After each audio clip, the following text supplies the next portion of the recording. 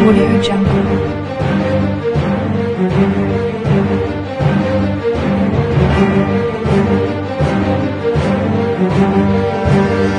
Jungle.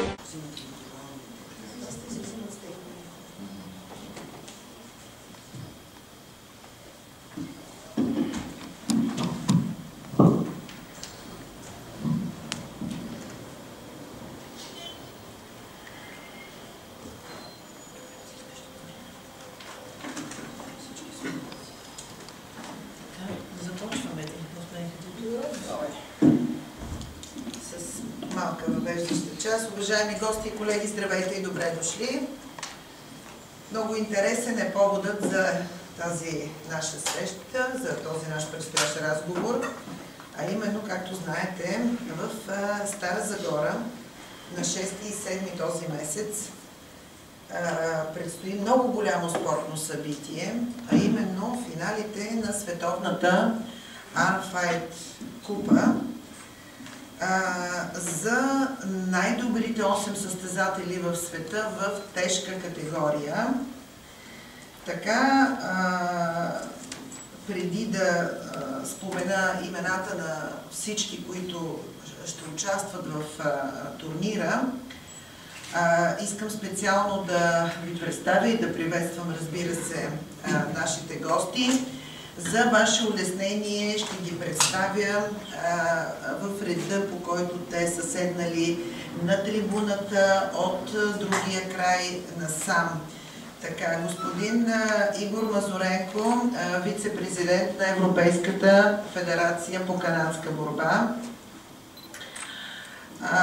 До него виждате така многократният европейски и световен шампион Арсен Лилиев от Русия. До шампиона е президента на Българската федерация по канадска борба, господин Асен Хаджитодоров. До него е много известният треньор на Силвестър Сталон за филма Over the Top и многократен световен шампион, най-голямата звезда всъщност в армрестлинга. Това е Джон Брезек от Съединените американски щати. И до мен е настоящият европейски и световен шампион в категория 100 кг, нашия сънародник Красимир Костадинов. Както знаете, уважаеми колеги, останалите участници, предполагам, вие получихте имейлите, освен тези, които днес са тук и ни гостуват, освен Джон Брезенк и Арсен Лилиев, останалите са Теренс Оперман от Южноафриканската република, още един представител на Съединените щати, Тод Хачинкс, Витали Дауташвили от Грузия, Дмитрий Трубин от Казахстан и Игор Мирошник от Украйна. Това са състезателите, които ще вземат участие в финалната надпревара на Световната купа. И така, най-напред имам удоволствието да дам думата на организатора, на председателя на Българската федерация, господин Хаджитодоров. Заповядайте. Добър ден и от мене. Искам също така да ви благодаря за това, че присъствате на нашата пресконференция и ще осведомявате зрителите за развитието на това наистина най-значимо събитие в нашия спорт, на което България е домакин. Нещо безпрецедентно предстои да се случи в сряда и четвъртък в Стара Загора. Наистина финалите на Световната купа представят едно спортно събитие, изглеждаше, което за първи път ние домакинстваме в България. За мен е огромно удоволствие и чест да посрещнем всички тези звезди в нашия спорт, най-големите топ осмицата, които всеки от тях е печелил различни турнири, различни континентални и световни първенства. Тук те са обединени в категория до 100 кг и де-факто предстои да излъчим най-силния измежду тях. Състезанието ще протече в 2 състезателни дни, като утре то ще бъде предшествено. В 6 часа теглим официално жребия на турнира на площада в Стара Загора, като до голяма степен жребия ще даде съответно предимство на някои от състезателите, както във всеки спорт жребия е много важен, така че всеки от състезателите ще разчита на своя късмет, собственоръчно ще си изтегли номерчето и ще очаква съдбата, с кой състезател ще го срещне в първия кръг. В сряда от 5:30 откриването в спортна зала ДЗУ Стара Загора и от 6 часа стартира състезанието, като първият матч ще бъде на състезателите изтеглили номер 1, номер 2 и така до края 4 двойки се оформят, които ще се борят по системата Arm Fight, което ще рече 6 рунда във всеки матч на дясна ръка. Значи всяка двойка състезатели ще се борят в 6 рунда, като между отделните рундови има по 2 минути почивка. Победителите от първия кръг съответно се срещат по схема във втория кръг един между друг, а победените с останалите губещи. И във втория състезателен ден де-факто са финалите, в които ще бъде определен шампион и подгласниците на Световната купа. Общо взето 2 дни изпълнени с емоции, с невероятно силни двубои и изхода, от които е непредвидим. Много трудно може да се каже, естествено има фаворити, но не можем да предречем, че един от тези състезатели доминира над другите. Плюс това самия формат е такъв, че няма гаранция, че дори да има изявен фаворит, той ще може да издържи на цялата тази маратонска серия от двубои, която му предстои на всичките тях. Нещо друго любопитно е, че Джон Брезенк, който е лидер в световната ранглиста, де-факто това му е първото състезание за последната една година, тъй като точно преди около година време той оперира своето дясно рамо и от тогава няма официални мачове. Така че Стара Загора се разберем дали докторите са свършили добри работите и той е на 100% готов. Другите така двама основни претенденти, те присъстват тук. Това са Арсен Лилиев, който е многократен европейски и световен шампион в категория до 90 кг.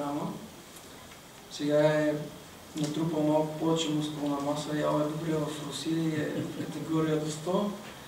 И нашия европейски световен шампион, който е действащ, се защити преди 2 седмици титлата в Гданьск, Красимир Костадинов. Той е действащия европейски световен шампион на 100 кг.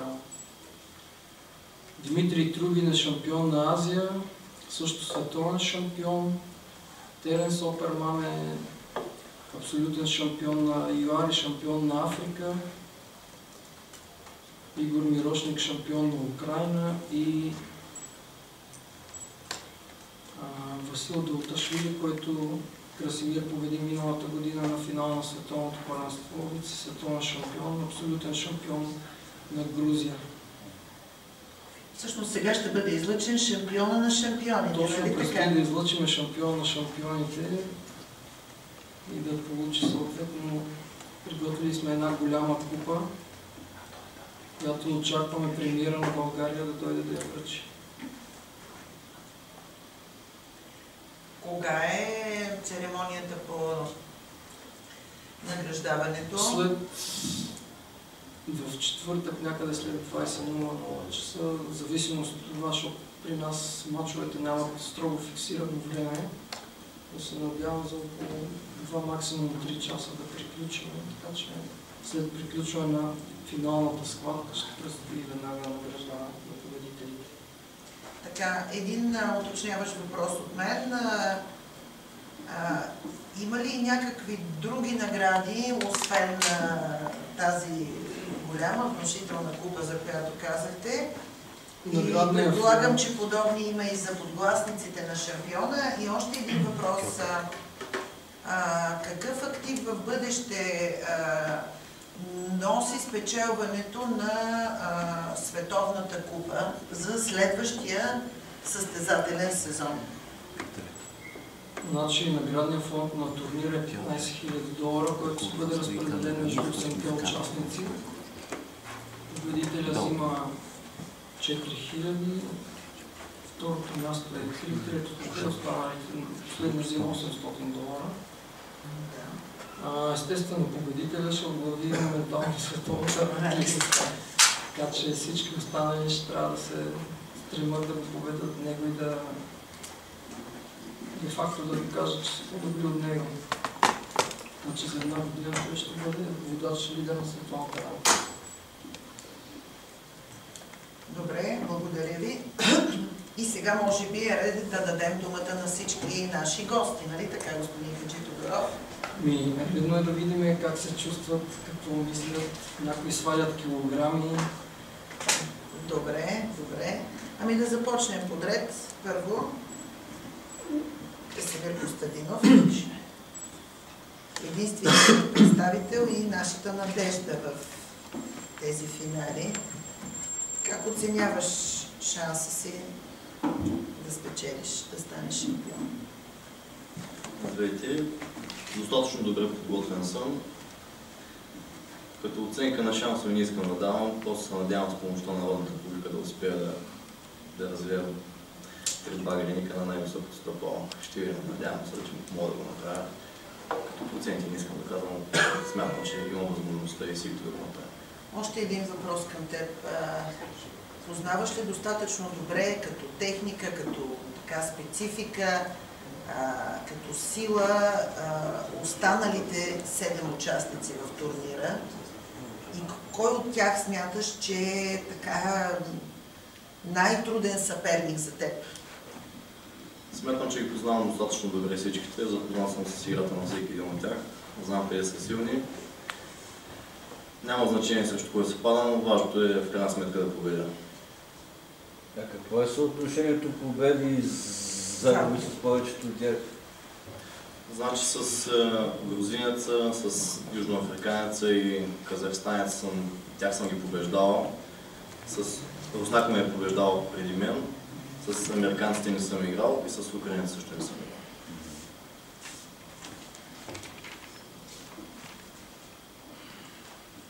Но ги познаваш добре от наблюденията си по време на състезания, записи на мачове и така нататък. Да, разбира се. Следя всички европейски и световни изяви на всички големи имена, така че съм напълно запознат кой в каква форма, на кое състезание как е бил. И най-важното, което смятам, че аз съм самия съм в значително по-добра форма от всякога, така че се надявам да успея да победя всички. Добре, сега искам да дам думата и на нашия гост, господин Джон Брезенк.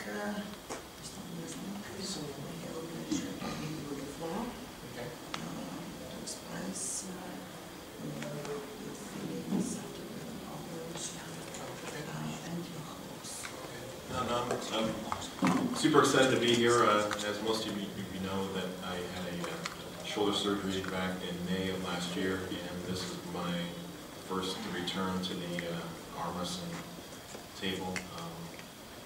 I was excited when I leave the country and get a chance to pull some new guys, new champions in Europe. It just so happens I haven't pulled 4 of the guys that are going to be in the competition this week, so it makes me a little more excited and a little nervous.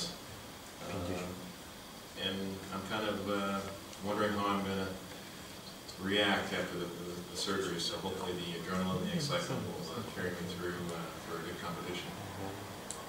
Да, мисля, че всичко е ясно. Той се радва, че вече се е завърнал. Това ще бъде всъщност така първото му важно участие в този изключителен турнир. Разбира се, той се надява и на успех. Някакви въпроси, колеги, към госта?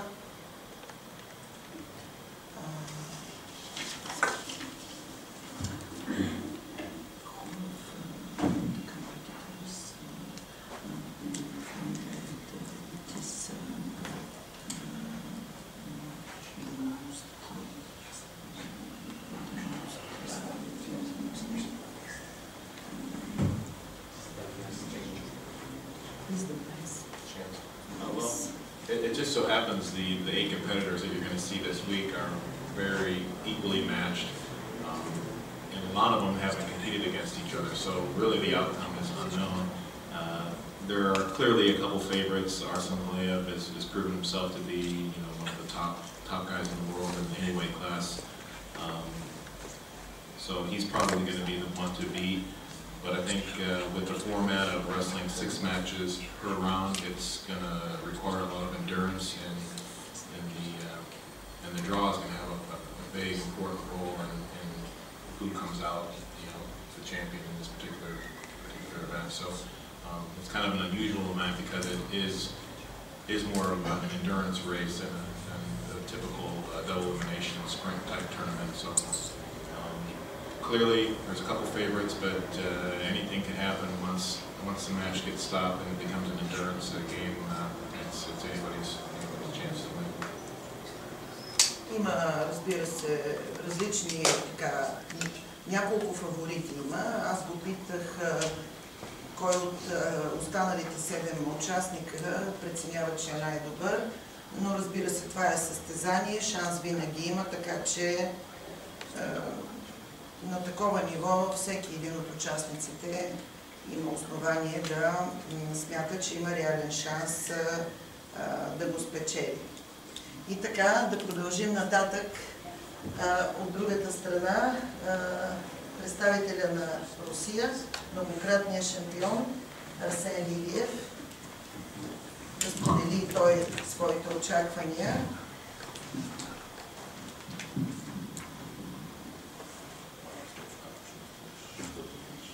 Во-первых, спасибо за приглашение, Арсену, за то, что пригласили на это престижное соревнование Кубок Арфайт. Самочувствие пока вроде неплохое, сейчас главное взвеситься, чуть-чуть лишнего веса было, потом покушать и спать. Не знаю, такие соревнования, то, что любой может победить, и здесь как бы фаворитов нету, с каждым может случиться что угодно, может устать. Поэтому будем надеяться, то, что и жребий будет сопутствовать мне, и, возможно, соперники окажутся чуть слабее меня, и буду надеяться, то, что я смогу победить. Конечно, самые главные соперники, это вот, которые сидят справа от меня, это Джон Брезенко и Красимир Костадинов. Главное, хочу пожелать всем, чтобы поменьше трав было и обойтись без них. Пускай победит сильнейший, кто больше достоин. Спасибо. Добре, чухме кои са главните съперници според Арсен Лилиев. Това са Красимир Костадинов и Джон Брезенко. Разбира се, всичко може да се случи на едно състезание. Някои от претендентите може да се изневери. Също така Женеви играе много важна роля. Изобщо, както виждате, уважаеми колеги, много е трудно да има така категорично очакване и категорична оценка за шансовете на един или на друг от състезателите. Просто те всички са равностойни. Те са равностойни, нали, както го каза и Джон Брезенко преди това. Добре, сега да чуем и представителя на Европейската федерация, всъщност той е вице-президент, господин Игор Мазуренко. Заповядайте. Само преди да ви дам думата, едно уточнение, господин Хаджи Тодоров. В изказването чухме, че така ви благодарят за поканата. Всъщност регламента, за да се стигне до участие на един или друг състезател, не е ли, точно това искам да попитам, не е ли по обективни някакви обстоятелства, а не според покана? Обективни, просто достатъчно любезен Арсен. Това е форма на любезност, добре. Не, за да не се получи някаква тук грешка и неяснота. Добре, господин Мазуренко, заповядайте, имате думата. Здравствуйте, дорогие друзья! Я уже очередной раз приезжаю в Болгарию, помогаю Арсену, моему товарищу, другу, приятелю. Хочу сказать, что событие, которое будет буквально послезавтра, незабываемое не только для самих спортсменов, потому что будут бороться самые сильные спортсмены в мире в этой весовой категории, но и для самих любителей болгарского спорта. Почему? Потому что именно в этом турнире принимает на сегодняшний день самый сильный и яркий представитель болгарского рестлинга Красимир Костадинов. Я еще помню Красимира, когда он боролся в маленьких весовых категориях до 80 килограммов, до 85 килограммов, выше. На сегодняшний день уровень Красимира Костадинова действительно дошел до уровня самого сильного в профессионалах на правую руку. Мы видели его поединки в прошлом году, ждем с нетерпением послезавтра, что произойдет за столом. Поэтому все масс-медиа приглашаем сюда и желаем вам вместе с нами посмотреть самое интересное, что будет происходить на столе. Така, аз имам два въпроса. Един е свързан с акредитирането, може би към господин Хаджитодоров. И другия ми въпрос, защо състезанието е само на дясна ръка? Значи първо с акредитиране всички желаящи трябва да се обърнат към мен и ще получат медиа карт, специални баджове, които им дават достъп до всички състезатели, до видеозоната, абсолютно не могат да отразяват както самото състезание, така и интервюта. Естествено, правата за излъчване са на TV7, нашия официален медиен партньор за България. Втория въпрос беше? Защо е само на дясна ръка? Ами тъй като в канадската борба има категории и отделно състезание на дясна ръка и на лява ръка. Днешната световна купа е само на дясна ръка, така че ще се борят само на едната от ръцете. Иначе трябва да останат още една седмица за лявата ръка.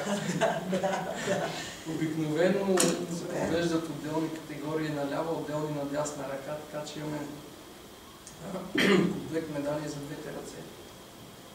Добре, благодаря ви. Не го знаем това. Тук е така идеята на въпроса беше няма ли да има и състезания на лява ръка? Значи самите двубои са толкова изтощителни, че е абсурд да може да се миксират. В рамките на едно състезание да се миксират и двете ръце по този формат. Ясно. Даже с едната ръка е издържливостта, както и Джон каза, се играе основна роля, тъй като това са 18 финала с едно да направиш за 2 дена, което е много сложно. Добре, да ви попитам още нещо сред тези звезди, така да се каже. Има ли такъв, който е приблизително еднакво добър и на лява и на дясна ръка от тези участници? Винаги едната ръка доминира над другата. Винаги има, може да е малка разлика, но с едната ръка се чувстват по-уверени. Естествено има състезатели, които имат шампионски титли на двете ръце, но винаги едната доминира. Така че е трудно да кажем, че е еднакво силни с двете ръце. Специално тия всичките са надясно благодаря, така че. Да, добре. Благодаря за това пояснение. Колеги, последна покана за въпрос или въпроси. Заповядайте. Господин Джон Бредек, искам да попитам, след като е подготвил Силвестър Сталон, има ли той, ако се състезава с някой от тях, има ли шанс да постигне някакъв добър резултат?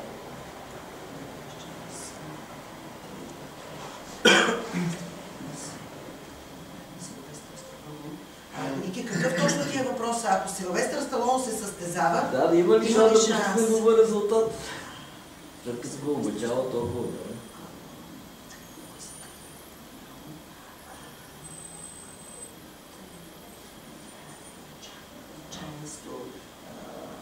Sylvester Stallone, the movie Over the Top was, what, 1986, so 22 years ago?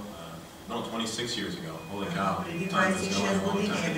Yeah, and if Sylvester Stallone was Sylvester Stallone was never an arm wrestler, so he would never be part of this group of this elite group that we have this week. But he was, you know, for being an actor, he was built for arm wrestling. He had a big hand, big strong forearm.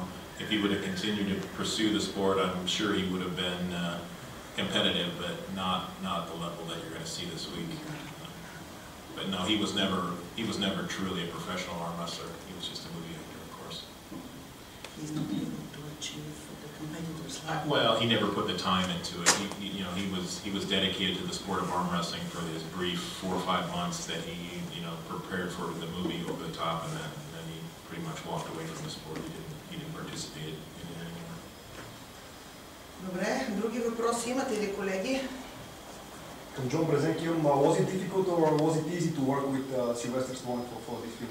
I never really worked with him. I met him 3 times. I met him in New York. I met him on the set in Hollywood for one day, and then of course I hung out with him a little bit during the live tournament where I was competing, and I stayed around for about a day and talked a little bit. But yeah, no, easygoing guy. I mean, I thought he had a lot of patience. People were always screaming his name. Hey, Sly, look over here, and you know, it was like I mean, if I was him, I would be barking at these people. It just, you know, I would have been going crazy but he took it all in good stride, and he was a good sport about it. So you know, he seemed like a good-natured guy.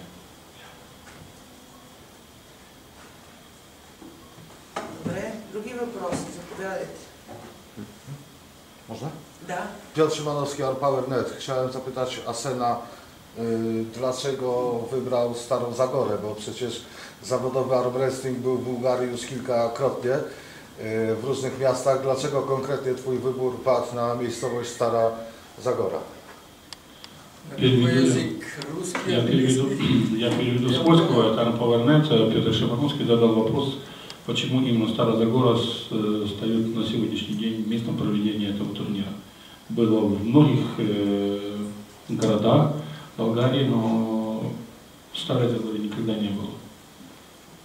Може би имате предвид защо не е София ли? Разбрах му въпрос. Точно това, че е било в много градове и отговора само в Стара Загора до сега не сме правили голямо състезание по канадска борба. И тъй като тя остана единствена така от големите областни центрове, в които имаме клуб за хора с увреждания, но нямаме клуб за мъже и жени, и избрахме да бъде домакин на тази световна купа, като идеята е да провокираме младите хора да започнат да се занимават с канадска борба и да учредиме клуби. Още преди да е изминал, де факто да е завършил състезанието, вече един от местните клубове, които се занимават с културизъм и силови спортове, проявиха желание, искат да имат секция по канадска борба, така че мисля, че избора беше удачен. Още повече, че Стара Загора е много лесна за транспортна гледна точка, магистралата се стига за 2 часа до там. И де факто това е последно от големите градове, в които ние не сме имали престижно състезание. Били сме и в Бургас, и в Варна, София няколко пъти, Велико Търново, Русе, Плевен, навсякъде без Стара Загора. Петър, избор на Стара Загора, ты даже сам ответил на свой вопрос, чтобы мы были все большие болгарские города, и только в Стара Загора ничего не делали до сих пор. И мы выбрали Стара Загора, що была одна наша идея, чтобы там просто у нас нету клуб среди взрослых, есть только клуб для инвалидов, нету клуб, который могут, например, юниоры, и мужчины, и женщины заниматься армрестлингом, поэтому мы хотели дать хозяйство большое соревнование по армрестлингу, чтобы просто провокировали молодежи на занимание с наш спорт. Jeśli można, jeszcze chciałbym zapytać Igora Mazurenko, czy nie ma wrażenia, że tak jak tutaj siedzą zawodnicy, to jest podium właśnie? Tak by chciałbym, żeby to był podium. No, z drugiej strony to jest dyscyplina sportu, w której może wszystko się wydarzyć. Петр Шимановский задал вопрос по поводу того, что нету такого ощущения, что из этих 3 человек сидит 3 главных претендентов и медалистов. Я ему ответил, что все возможно быть, тем более, что в нашей дисциплине спорта может быть и такое, что сидят возле нас медалисты, победители, так же само равносильно кто-то другой, которого здесь нету, может быть на подиуме.